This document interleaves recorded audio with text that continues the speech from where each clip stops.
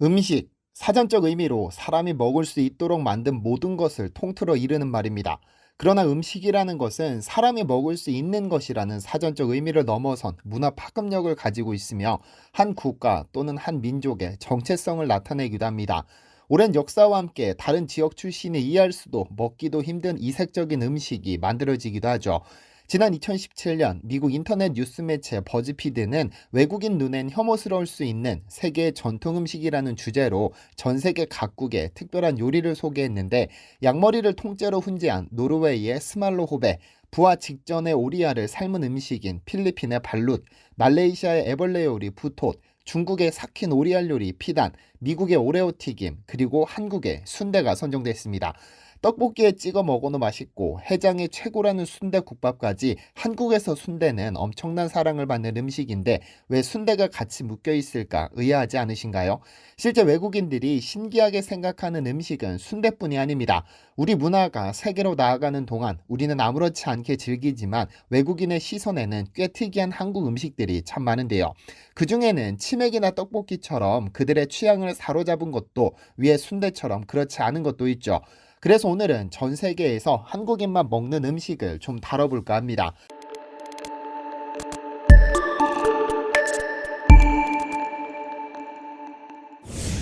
안녕하세요. 디스멘터리입니다. 영화 올드보이에서 주인공 최민식이 분한 오대수는 15년의 긴 감금 생활에서 풀려난 후 일식집으로 향합니다. 15년간 군만두만 줄창 먹어온 그는 날 것을 느끼고 싶어 일식집에서 산낙지를 이빨로 물어뜯는 장면은 올드보이 중 최고의 명장면으로 꼽히죠. 워낙에 불심이 깊어 살아있는 건 먹지도 않고 회조차도 즐기지 않는 그의 연기 앞에서 산낙지 8마리가 기절을 했다고 하죠. 오대수가 먹는 방식으로 산낙지를 먹지는 않지만 그렇다고 해서 못 먹을 것을 먹었다는 생각까지 들지 않는 장면이었습니다. 적어도 한국인들에게는 말이죠. 하지만 외국인의 눈에는 달라 보였던 모양입니다. 산낙지를 회로 먹는 것은 서양은 물론 일본, 중국 등 동아시아 국가에서도 흔치 않은 방식으로, 극히 일부의 유럽 국가를 제외한다면 낙지와 같은 두 종류 자체를 먹지 않는다고 합니다. 올드보이 속 장면이 얼마나 문화 충격적이었는지 미국 아마존 프라임 비디오의 더 보이즈라는 드라마에서는 나만의 별미라며 해당 장면을 오마주하기도 했습니다. 하지만 다소 충격적인 모습과는 별개로 이에 대한 관심은 대단했습니다. 2018년 한국관광공사가 실시한 설문조사에 따르면 외국인들이 가장 먹어보고 싶은 이색적인 한국 음식으로 당당히 산낙지가 1위에 뽑히기도 했습니다. 두 번째 음식은 밥도둑이라는 애칭으로 불리는 간장게장도 한국에서만 먹는 유일한 음식입니다. 짭조름한 맛과 은은한 바다향, 그리고 알이 꽉 찬 게장만 있으면 다른 반찬 필요 없이 밥 한 그릇 뚝딱 해치울 수 있는데, 신기하게 이 간장게장도 한국에서만 먹습니다. 해산물이고 음식이라는 점에서 의외라고 생각하는 분도 계실 텐데, 지중해 혹은 적어도 일본에는 비슷한 음식이 있을 것이라 생각되지만 살아있는 꽃게를 간장에 절여 먹는 요리는 우리나라가 유일하다고 하죠.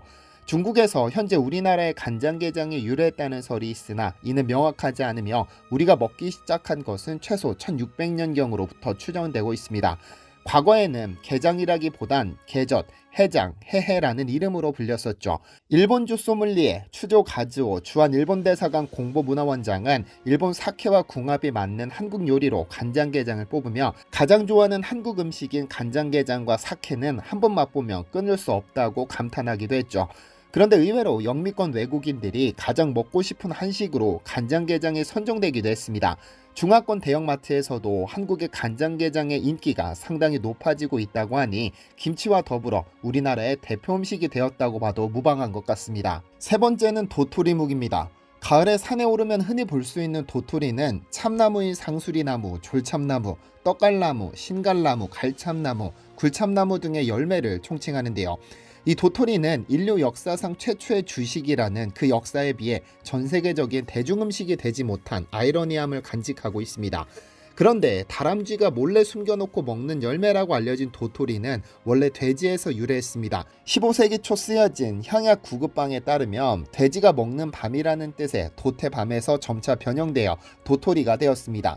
현재는 사육 환경의 변화로 돼지와 도토리의 연관성이 거의 사라졌지만, 도토리는 가뭄이 심할수록 풍성하게 열려 배고픈 시절에 구황작물로 자리했고, 도토리묵은 임금님 수라상에도 올랐을 만큼 훌륭한 음식이었습니다. 중세시대 유럽인들은 도토리를 따서 돼지 먹이로 썼기 때문에 서양에서는 도토리를 식재료로 생각조차 하지 않는 반면 한국에서 도토리는 도토리묵, 도토리가루 칼국수 등 다양한 식재료로 사용하고 있습니다. 그래서 외국인들은 왜 돼지 먹이를 사람이 먹느냐는 의구심을 표하기도 하고, 처음 본 외국인들은 초콜릿 젤리 정도로 생각하지만 우리는 잘 알고 있습니다. 등산 후 먹는 도토리묵 무침이 얼마나 별미인지 말이죠. 농촌진흥청에서 발표한 국가표준식품성분표에 의하면 도토리 100g당 생것은 230kcal, 도토리가루는 354kcal이지만 도토리묵은 47kcal로 조리법에 따른 칼로리 차이가 최대 7.5배까지 발생하며 혈당을 천천히 높여 체지방 합성 속도도 늦추고 체지방을 산화시킨다고 해서 다이어트 식품으로 인기가 높습니다. 우리 민족이 도토리를 식용하기 시작한 것은 석기시대로 추정하고 있는데, 서울 암사동, 경기 미사동, 황해동 봉산군 지탐리 등 해당 시대 유적지에 모두 야생 도토리가 발견됐기 때문입니다. 이후 고려시대, 조선시대에도 흉년을 도토리로 달랜 기록을 어렵지 않게 찾아볼 수 있습니다. 총균세를 쓴 제러드 다이아몬드는 책에서 왜 도토리처럼 소중한 식량 공급원이 작물화되지 못했는지에 대한 답을 내렸는데, 그는 도토리는 성장 속도가 느리고 인간보다 더 빠르게 도토리를 채취하는 다람쥐가 있기 때문이며 무엇보다 종류를 불문하고 쓴맛을 가졌기 때문이라고 설명합니다. 여기에 유전자 구조상 쓴맛이 나지 않는 종으로 개량하는 것이 불가능해 수확량이 많아도 밀이나 쌀처럼 작물이 되지 못했습니다. 네 번째는 술안주로도 유명한 골뱅이입니다. 골뱅이 무침, 골뱅이탕, 쫄뱅이 등등 다양한 요리법으로 사랑받는 골뱅이도 한국인들만 먹는 식재료입니다. 일례로 영국과 아일랜드에서는 연간 5천에서 10,000톤가량의 골뱅이를 생산하는데 생산량의 거의 전량을 오로지 한국에만 수출하고 있으며 전 세계 전체 생산량의 80% 이상이 한국에서 소비됩니다. 특히 영국산 골뱅이는 한국인의 입맛에 가장 잘 맞아 국내의 많은 골뱅이 수요를 충족하기 위해 한국이 수입하기 때문에 해당 어민들은 북한의 도발 뉴스를 볼 때마다 행여 수출이 끊길까 걱정한다고 하죠. 실제로 한국 덕분에 한 달 약 1,500만 원가량을 벌고 있기는 하지만 그들조차도 이 골뱅이를 왜 먹는지 이해하지 못한다고 하는데요.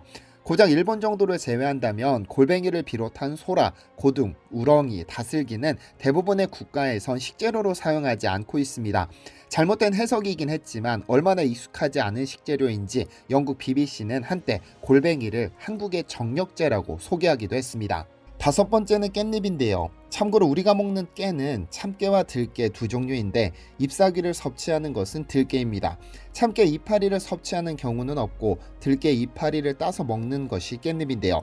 쌈, 절임 요리, 탕 요리, 전, 김밥, 부각 등등 다양한 방식으로 섭취하는 깻잎은 특히 볶음 요리의 피날레를 장식하는 주인공입니다. 외국에서 깻잎은 영문명인 페릴라 리프와 함께 코리안 페릴라라고도 불리는데, 재미있는 건 외국인들은 도대체 왜 낙엽을 먹느냐는 의견이 대부분입니다.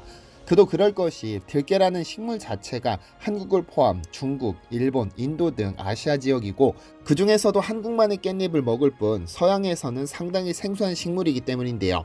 그런데 우리가 중국이나 동남아에서 먹는 고수와 마찬가지로 외국인들은 꺼슬꺼슬하고 알싸한 향 때문에 호불호가 극히 갈리게 됩니다. 한국인들 사이에서도 깻잎에 대한 호불호가 갈릴 정도인데, 심지어는 가난해 먹을 것이 항상 부족한 북한에서도 깻잎은 먹지 않는다고 하죠.